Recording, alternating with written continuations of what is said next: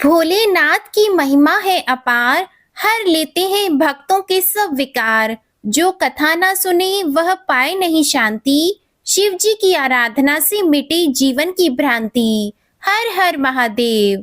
प्रदोष व्रत की कथा केवल एक कहानी ही नहीं, बल्कि भगवान शिव की कृपा प्राप्त करने का एक पवित्र माध्यम भी है। शिव जी जो महादेव हैं, उनके बिना जीवन अधूरा है। दुखों से घिरे इस संसार में उनकी पूजा ही वह मार्ग है जो हर कष्ट को हरती है और मनुष्य को शांति भी प्रदान करती है। जो इस पवित्र कथा का श्रवण नहीं कर पाता, वह भोलेनाथ की कृपा से वंचित रह जाता है। भगवान शिव की कृपा से न केवल जीवन के तमाम संकट दूर होते हैं, बल्कि भक्त का जीवन सुख और समृद्धि से परिपूर्ण हो जाता है। तो आइए प्रिय भक्तजनों, माघ मास के शुक्ल पक्ष के सोम प्रदोष व्रत के शुभ अवसर पर भगवान शिव की महिमा का वर्णन सुने और उनकी कृपा से अपने जीवन को धन्य बनाएं। कथा प्रारंभ करने से पहले आपको बताते हैं सोम प्रदोष व्रत की तिथि और शुभ मुहूर्त यानी प्रदोष काल के समय के बारे में। इस बार माघ शुक्ल पक्ष त्रयोदशी तिथि प्रारंभ होगी 9 फरवरी दिन रविवार को शाम 7:25 पर और त्रयोदशी तिथि की समाप्ति होगी 10 फरवरी दिन सोमवार को शाम 6:57 पर। इसलिए सोमवार को ही सोम प्रदोष व्रत रखा जाएगा। इस दिन प्रदोष काल का समय रहेगा शाम 5:30 से शाम 7:10 तक। शाम की पूजा और कथा का श्रवण आप इसी शुभ मुहूर्त के अंदर अंदर कर सकते हैं। पौराणिक कथा के अनुसार एक बार एक नगर में एक ब्राह्मणी रहा करती थी। उसके पति का स्वर्गवास हो गया था। अब उसका सहारा उसका इकलौता पुत्र ही था, जिसके साथ वह सुबह से ही भिक्षा मांगने के लिए निकल पड़ती थी। इस तरह दिन भर भिक्षा में मिले हुए अन्न से वह अपना और अपने पुत्र का पेट पालती थी। एक दिन घर वापस आते समय ब्राह्मणी को एक बालक घायल अवस्था में मिला। ब्राह्मणी को उस पर दया आ गई और उसे वह अपने घर ले आई। वह लड़का विदर्भ देश का राजकुमार था। शत्रु सैनिकों ने उसके राज्य पर आक्रमण कर लिया था और उसके पिता को बंदी बनाकर उसके राज्य पर अधिकार कर लिया था।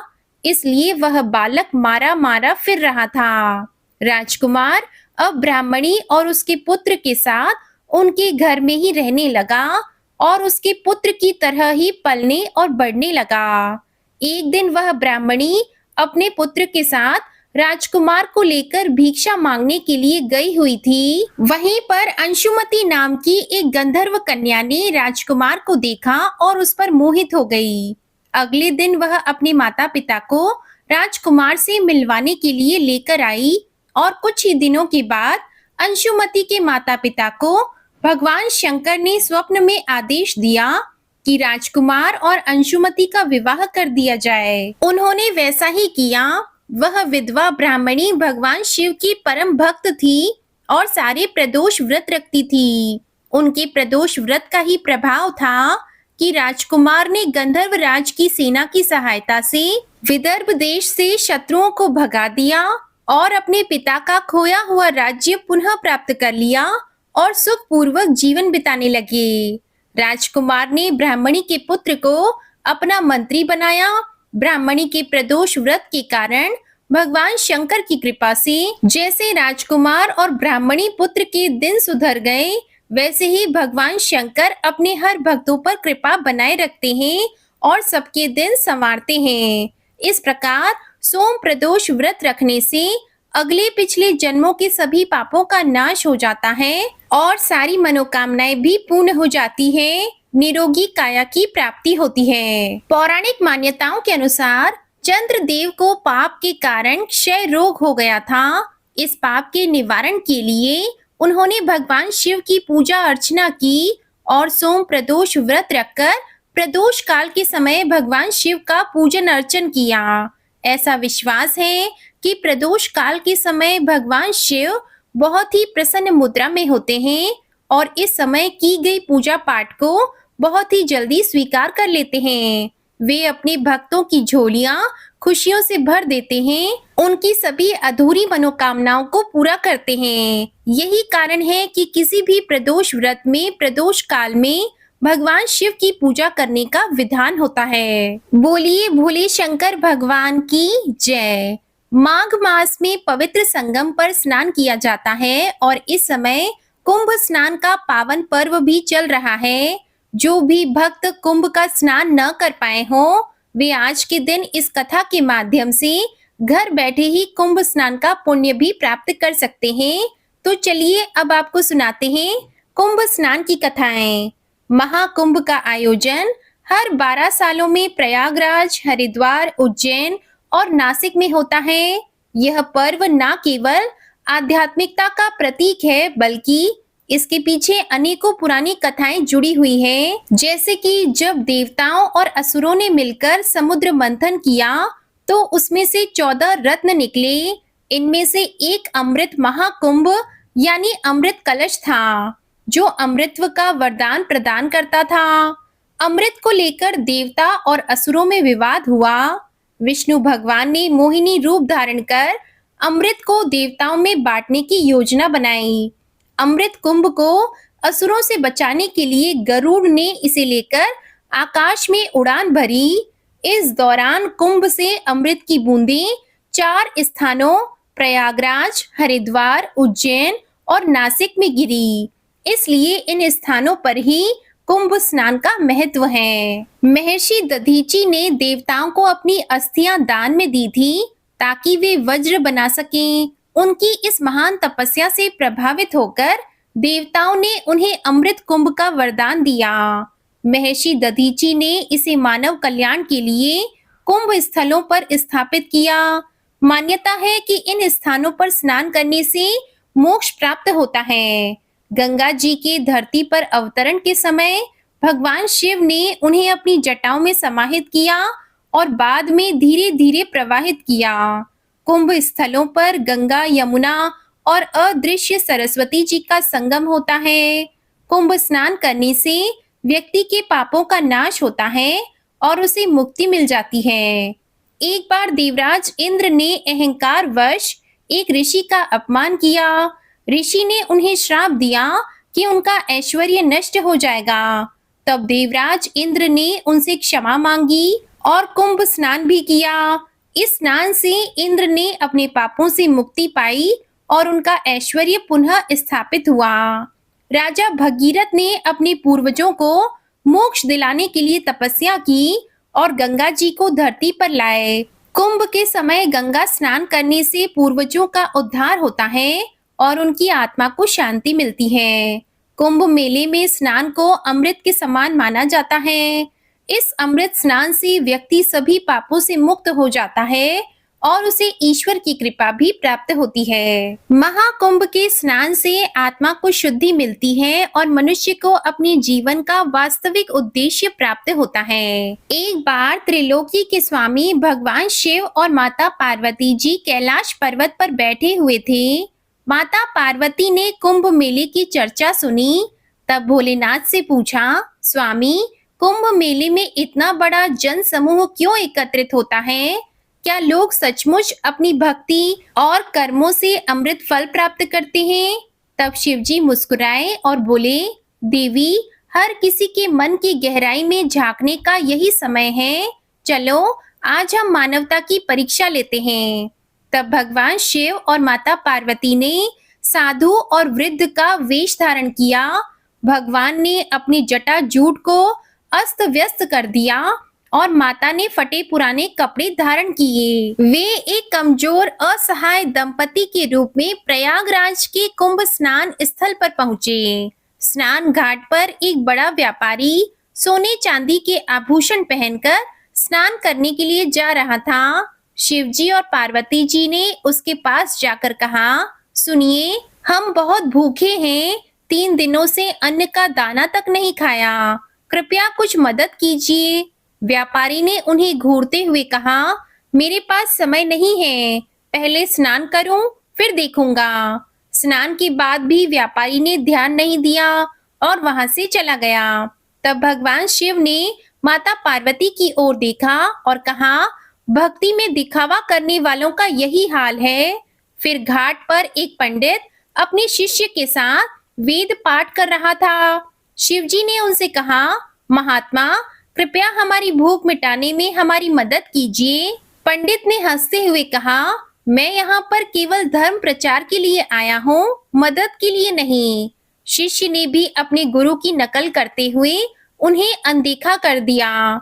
शिवजी ने मन ही मन कहा, जो वेदों का पाठ करे लेकिन दया का पाठ न समझे, उसकी विद्या व्यर्थ है। आखिरकार शिवजी और पार्वती जी एक गरीब दंपति के पास पहुंचे।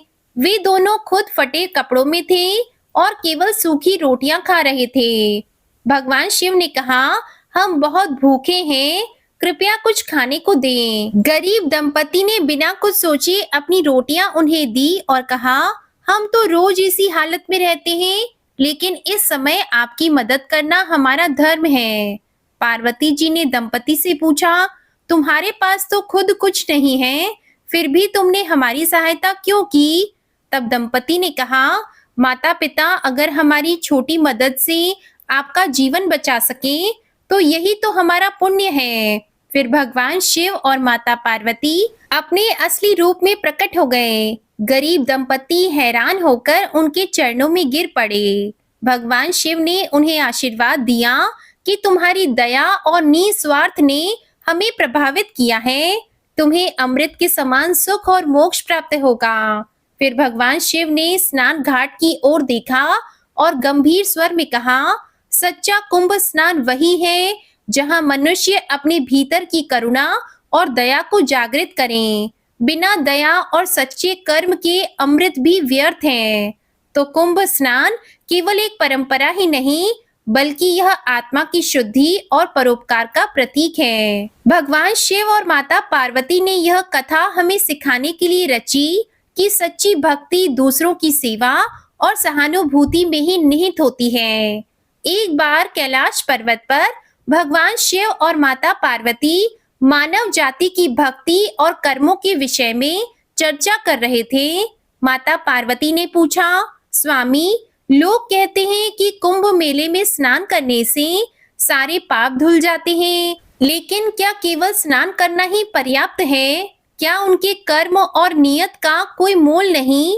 तब भोलेनाथ ने मुस्कुराते हुए उत्तर दिया, देवी, भक्ति और कर्म का वास्तविक स्वरूप केवल कठिन परिस्थितियों में ही प्रकट होता है। चलो आज हम स्वयं लोगों की परीक्षा लेते हैं। तब भगवान शिव ने फटे पुराने वस्त्र धारण किए और अपने दिव्य तेज को छुपा लिया। वे एक वृद्ध कमजोर व्यक्ति के रूप में दिखने लगे। उधर माता पार्वती जी ने भी सादे वस्त्रों को धारण किया और एक साधारण ग्रामीण महिला का रूप धारण किया। फिर दोनों प्रयागराज के कुंभ मेले में पहुंचे, जहां लाखों लोग स्नान और धर्म कर्म के लिए एकत्रित हुए थे। घाट के पास एक धनी व्यापारी अपने परिवार और सेवकों के साथ स्नान करने आया था। वह सोने चांदी के आभूषणों से लदा हुआ था।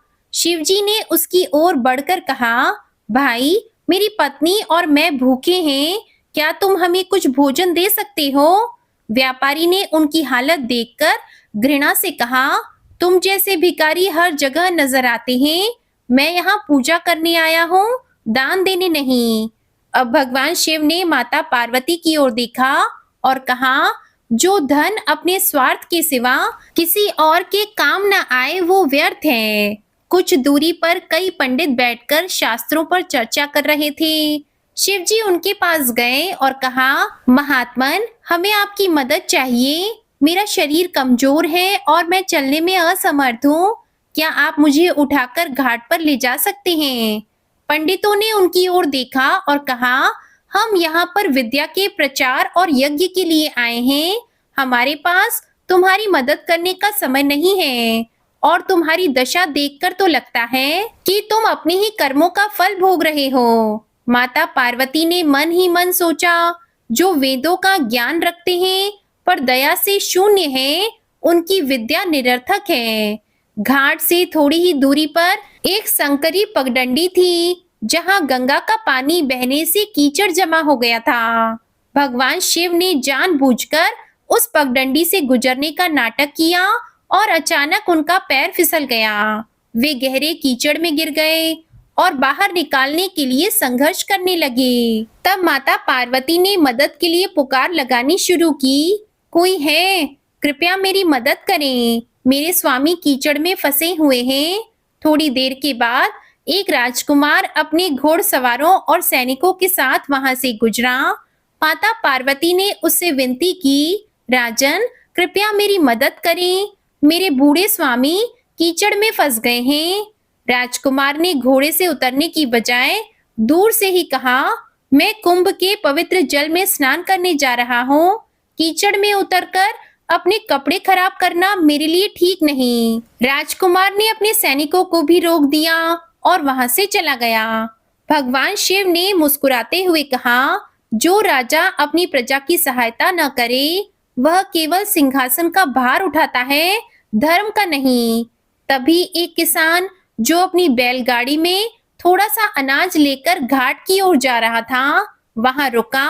उसने माता पिता की करुण पुकार सुनी तो तुरंत बैलगाड़ी से उतरकर कहा, माता, क्या मैं आपकी मदद कर सकता हूँ? किसान कीचड़ में उतरने ही वाला था कि पीछे से एक अपाहिज भिखारी जो लाठी के सहारे चल रहा था वहां पहुंच गया। उसने कहा, भाई, तुम्हारे पास तो अनाज है, तुम्हारे कपड़े गंदे हो जाएंगे, लेकिन मुझे कोई फर्क नहीं पड़ेगा। मैं बूढ़ा हूँ और जीने के लिए मुझे कुछ ज्यादा नहीं चाहिए। मैं इनकी सहायता करूंगा। अपाहिज भिखारी लाठी फेंककर घुटनों के बल कीचड़ में घुस गया। वह भगवान शिव को सहारा देने लगा। किसान भी पीछे से आकर उसकी मदद करने लगा। दोनों ने मिलकर शिवजी को बाहर निकाला। जैसे ही भगवान शिव बाहर आए, उन्होंने और माता पार्वती ने अपने वास्तविक रूप को प्रकट किया। किसान और भिखारी दोनों यह देखकर अचंभित हो गए और उनके चरणों में गिर पड़े। भगवान शिव ने कहा, तुम दोनों ने निस्वार्थ और दया का जो उदाहरण प्रस्तुत किया है, वही सच्ची भक्ति है। तुम दोनों को जीवन भर सुख और समृद्धि का आशीर्वाद मिलेगा। माता पार्वती ने भिखारी के अपाहिज शरीर को स्पर्श किया और उसका शरीर चमत्कारिक रूप से स्वस्थ हो गया। किसान को आशीर्वाद देते हुए उन्होंने कहा, तुम्हारी फसलें हमेशा लहलाती रहेंगी। फिर भगवान शिव ने वहां खड़े लोगों से कहा, धर्म केवल पूजा और स्नान से नहीं, बल्कि सेवा, करुणा और निस्वार्थ से पूर्ण होती है।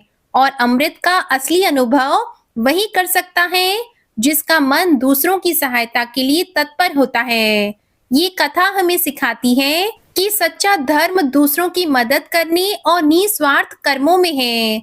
भगवान उन्हीं की परीक्षा लेते हैं जो दिखावे से परे सच्चे हृदय से कर्म करते हैं। ये थी महाकुंभ स्नान की कथाएं। अब सुनिए भगवान भोलेनाथ की आरती। ओम जय शिव ओमकारा, स्वामी जय शिव ओमकारा। ब्रह्मा विष्णु सदा शिव, ब्रह्मा विष्णु सदा शिव, अर्धांगी धारा।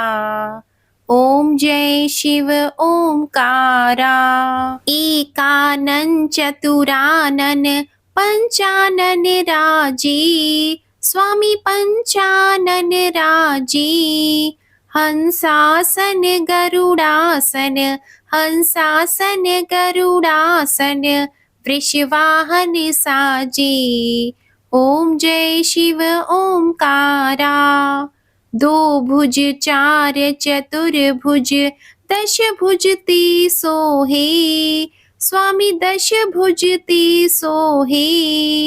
तीनों रूप निरखता, तीनों रूप निरखता, त्रिभुवन जन मोहे।